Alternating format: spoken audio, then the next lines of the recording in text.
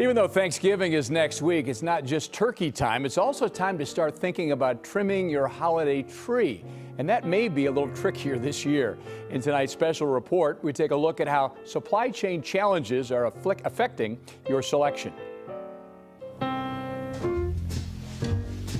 Carol Ann Joseph is getting a jump on setting up her holiday decorations. She recently moved into a new place and her list is long. I ordered one tree online and then I came out to see the others and I was able to find 2 more here. And then some little ones. While Carol Ann may have hit the holiday jackpot at this Lake Barrington store, she didn't have the same luck at a few other spots. I've been to some places that say they don't even know if they'll get like their ornaments and things like this. See, we just take these picks, we fluff them, we set them up.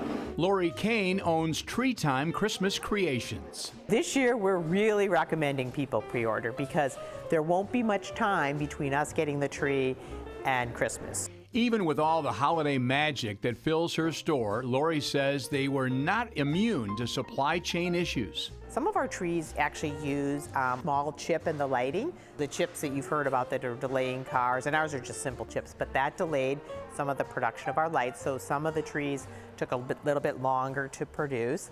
And then once they were produced, the ships were full. You like your princesses, don't you?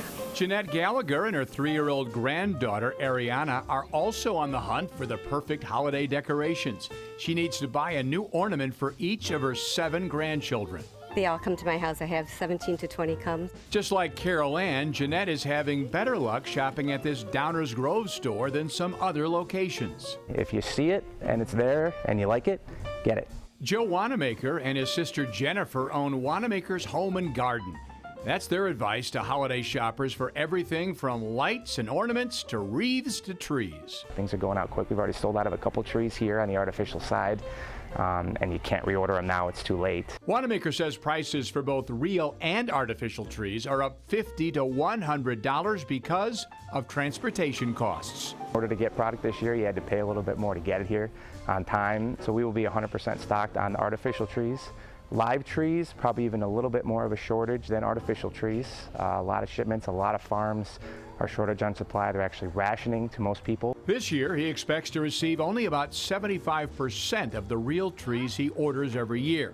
So, if you find yourself looking for another way to get a real tree, there is one more option to check out. When you go out to a farm, it's more of an experience. Robert Richardson owns a Christmas tree farm in Spring Grove and is the president of the Illinois Christmas Tree Association. It seems to be a growing demand for live trees, and as a grower, we're trying to meet that demand, but it takes a while to grow a Christmas tree. Most of us want the coveted Fraser fir when buying a real tree, but Richardson says you do have other options that will look just as good, like the Concolor or the Douglas fir. There are trees out there, and you'll be able to find one.